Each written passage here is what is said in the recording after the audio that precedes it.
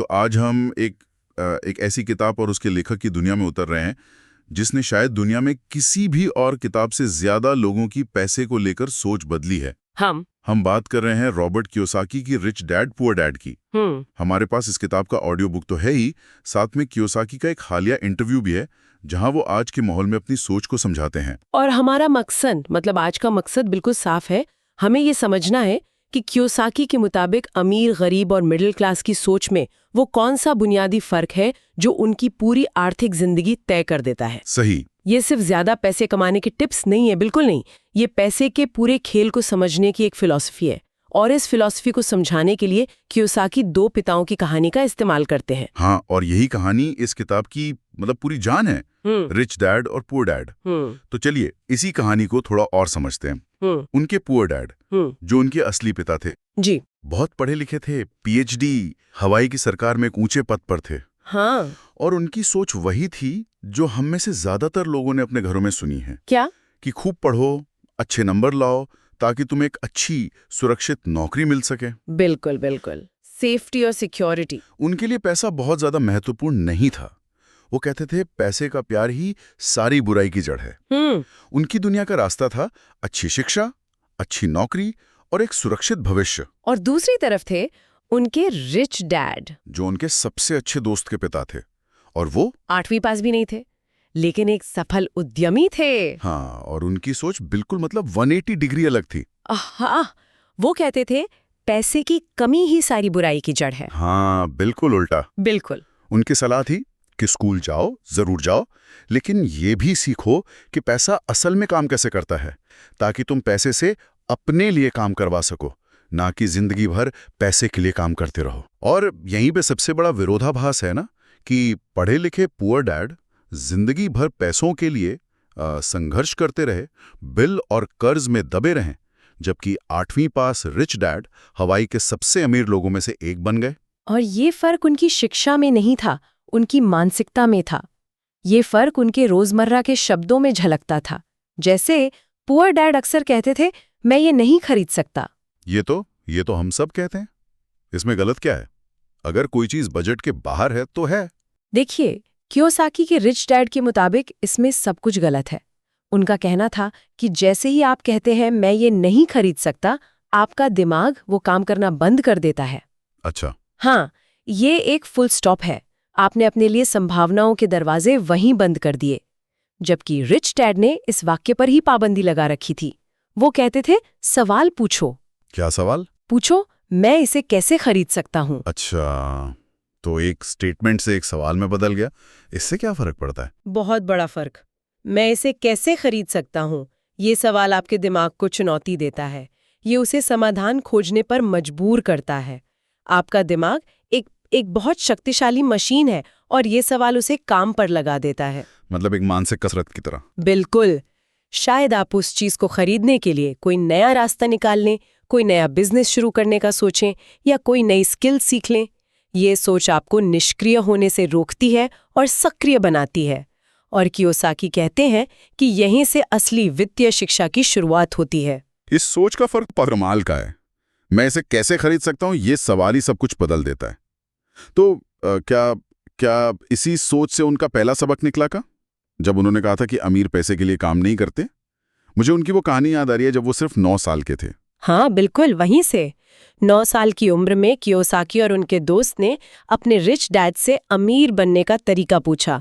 तो rich dad ने उन्हें अपनी एक दुकान में काम पर रख लिया। अच्छा। 3 घंटे हर शनिवार, और तनख्वाह थी सिर्फ 10 सेंट प्रति घंटा। बहुत ही कम पैसे हैं। आज के हिसाब से तो कुछ भी नहीं। उस जमाने में भी बहुत कम थे। कुछ हफ्तों बाद कियोसाकी को गुस्सा आया। उन्हें लगा कि उनका शोषण हो रहा है। वो तनख्वाह बढ़ाने की मांग करने गए, लेकिन रिच डैड ने पता है क्या किया? क्या? उन्होंने तनख्वाह बढ़ाने की बजाय उनकी तनख्वाह बंद ही कर दी। अब उन्हें काम करना था, लेकिन बिना किसी पैसे के। अरे वाह, 9 साल के बच्चे के साथ ऐसा करना ये तो थोड़ा सख्त लगता है। काम करवाओ और पैसे भी मत दो। मैं तो शायद काम ही छोड़ देता। हाँ, बिल्कुल। और यही तो रिच डैड का मकसद था। वो उसे किताबी ज्ञान नहीं, बल्कि जिंदगी का असली अनुभव दे रहे थे। वो उसे महसूस करवाना चाहते थे कि पैसे के लिए काम करना कैसा लगता है, ताकि वो उस जाल को पहचान सके। वो उसे रैट रेस का स्वाद चखा रहे थे। रैट रेस, ये शब्द हमने कई बार सुना है। इसका असल मतलब क्या है? रैट रेस ज्यादातर लोगों की जिंदगी का पैटर्न है। सुबह उठो, काम पे जाओ, मेहनत करो, महीने के अंत में तनख्वाह मिलती है, उससे बिल और ईएमआई चुकाओ, और फिर अगले महीने का इंतजार करो।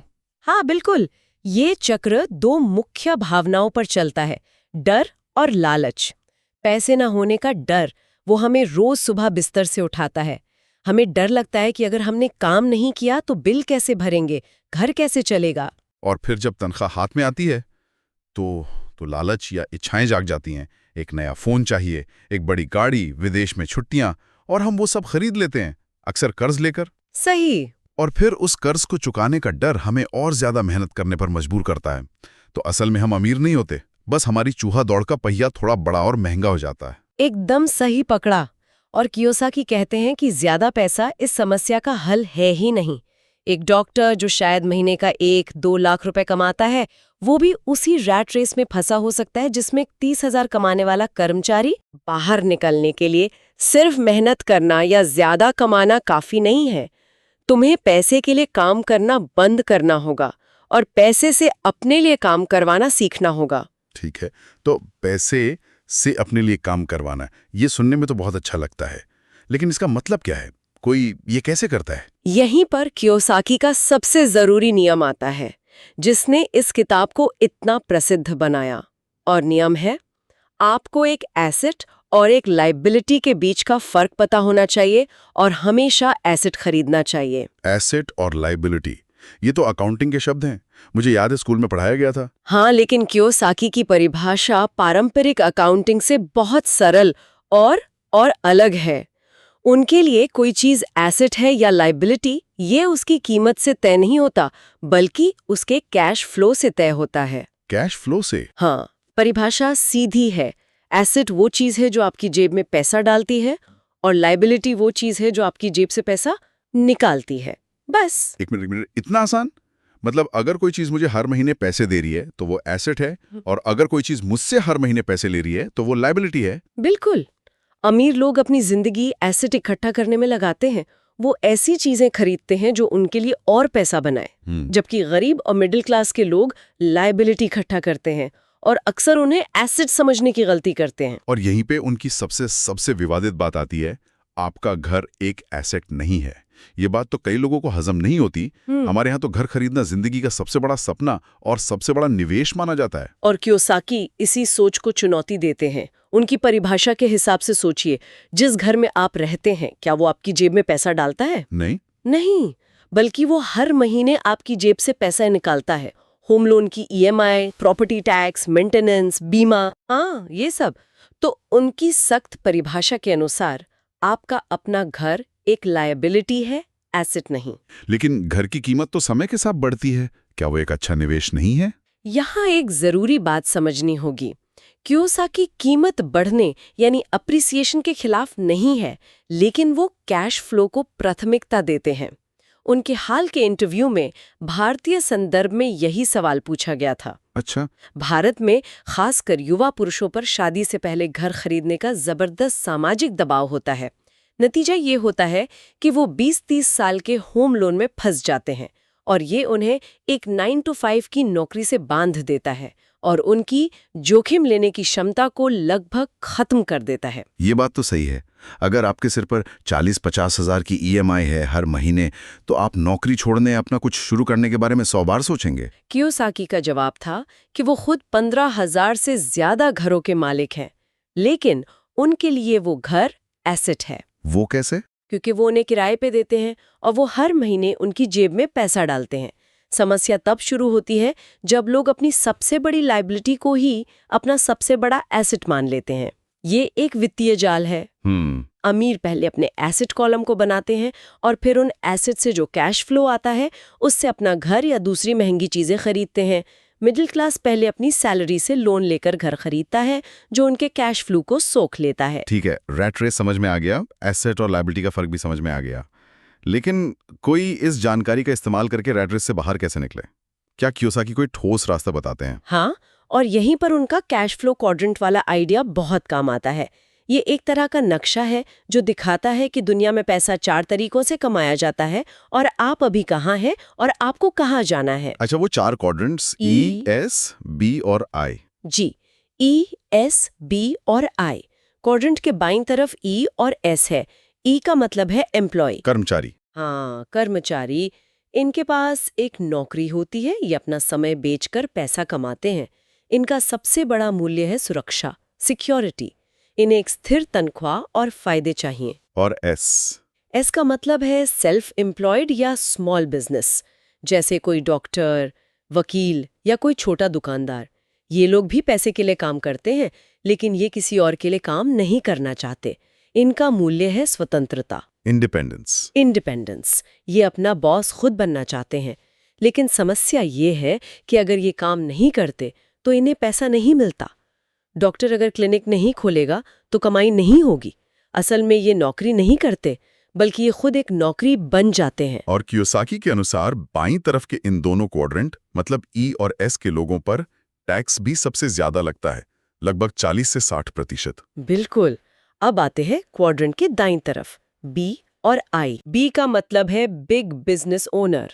ये वो लोग हैं जिनके पास एक सिस्टम होता है और लोग उनके लिए काम करते हैं। आमतौर पर 500 से ज्यादा कर्मचारियों वाला बिजनेस।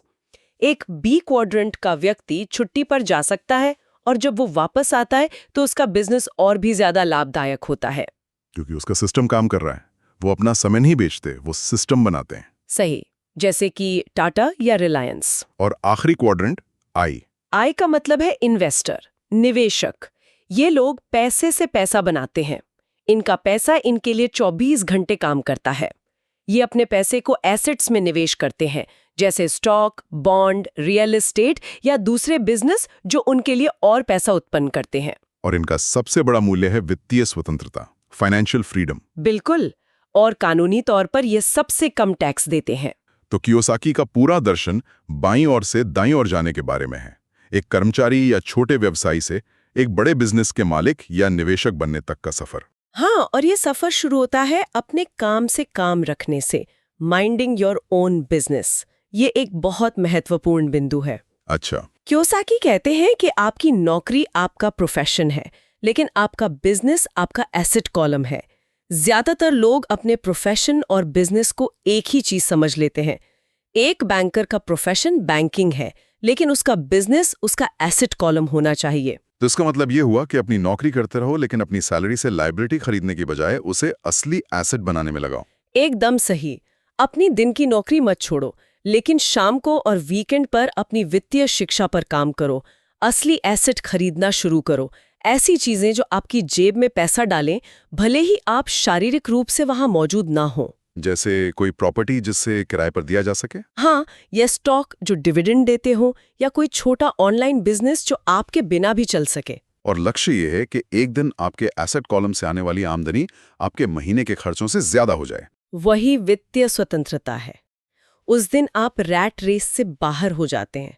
आप काम इसलिए नहीं करते क्योंकि आपको बिल भरने हैं, बल्कि आप काम इसलिए करते हैं क्योंकि आपको मजा आता है। आपके पास विकल्प होता है। आप अपनी नौकरी छोड़ सकते हैं या उसे जारी रख सकते हैं। शक्ति आपके हाथ में होती है। बिल्कुल। तो रॉबर्ट कियोसाकी का संदेश वो बहुत साफ है। ये सिर्फ अमीर बनने के बारे में नहीं है, ये स्वतंत्र होने के बारे में है। ये औपचारिक शिक्षा या अच्छे ग्रेड के बारे में कम और वित्तीय साक्षरता के बारे में ज्यादा है। सही बात है। ये एसेट और लायबिलिटी के खेल को समझने और पैसे के लिए काम करने के माइंडसेट से निकलकर पैसे से अपने लिए काम करवाने की सोच को अपनाने के बारे में है। अंत में कियोसाकी एक बहुत गहरी बात कहते हैं। वो कहते हैं कि हमारी सबसे शक्तिशाली संपत्ति हमारा दिमाग है। हमें मिलने वाला हर एक रुपया एक चुनाव करने का मौका है। उस 1 रुपए से हम ये तय करते हैं कि हमारा भविष्य अमीर होगा, गरीब होगा या मिडिल क्लास का। अगर हम उसे लायबिलिटी पे खर्च करते हैं तो हम गरीबी चुनते हैं। अगर हम उसे एसेट बनाने में लगाते हैं तो हम अमीरी चुनते हैं। उन्होंने ये भी कहा है कि आप वही बनते हैं जो आप पढ़ते हैं। ये सोचने वाली बात है। अगर हमारा पारंपरिक स्कूल और कॉलेज का सिस्टम हमें एक अच्छा कर्मचारी यानी ई क्वाड्रेंट या एक विशेषज्ञ मतलब एस क्वाड्रेंट का व्यक्ति बनना सिखाता है, तो एक सफल निवेशक आई क्वाड्रेंट या बिजनेस मालिक बी क्वाड्रेंट का व्यक्ति बनने के लिए क्या पढ़ना चाहिए? इसका जवाब शायद हमारी टेक्स्ट बुक्स में नहीं है। हम में से ज्यादातर लोगों को बचपन से क्या सिखाया जाता है? भाई स्कूल जाओ, अच्छे से पढ़ाई करो, एक बढ़िया नौकरी पकड़ो और पैसे बचाओ, है ना? पर क्या सच में यही अमीर बनने का रास्ता है? रॉबर्ट कियोसाकी की जो जबरदस्त किताब है रिच डैड पुअर डैड, वो कहती है नहीं, बिल्कुल नहीं।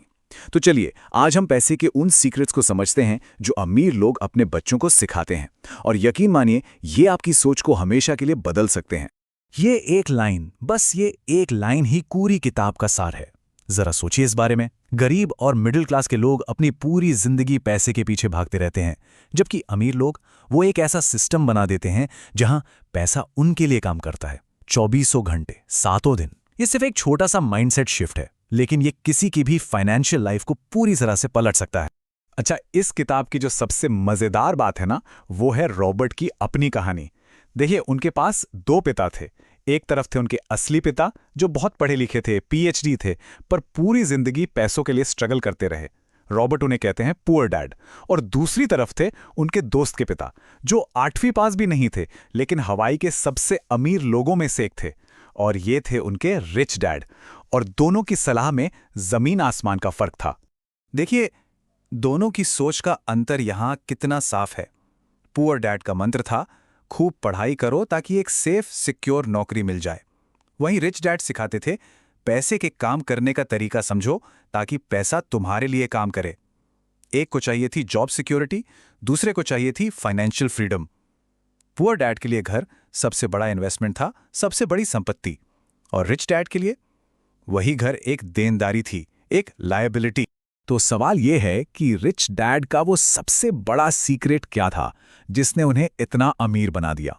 जवाब एक बहुत ही सिंपल लेकिन बेहद पावरफुल आइडिया में छिपा है, और वो है एसेट और लायबिलिटी के बीच का फर्क समझना। अगर ये एक बात समझ आ गई तो समझिए फाइनेंशियल फ्रीडम की चाबी हाथ लग गई। रिच डैड के हिसाब से एसेट की परिभाषा एकदम सीधी सादी है। कोई भी चीज जो जेब में पैसा डाले वो एक एसेट है, बस सिंपल। कोई मुश्किल फाइनेंस के शब्द नहीं, कोई कॉम्प्लेक्स डेफिनेशन नहीं। अगर उसके पैसा आ रहा है तो वो एक एसेट है। और इसका ठीक उल्टा, कोई भी चीज जो जेब से पैसा निकाले वो एक लायबिलिटी है। अब एक पल के लिए रुककर सोचिए, हम सब अपनी जिंदगी में आखिर क्या इकट्ठा कर रहे हैं, एसेट्स या लायबिलिटीज? तो अब जरा ये देखते हैं कि आखिर क्यों ज्यादातर लोग चाहे कितनी भी मेहनत क्यों ना कर लें, हमेशा पैसों की तंगी में ही रहते हैं। इसका जवाब उनके कैश फ्लो के पैटर्न में छिपा है। मतलब पैसा कैसे आता है और कैसे जाता है, ये पैटर्न सब कुछ साफ कर देगा।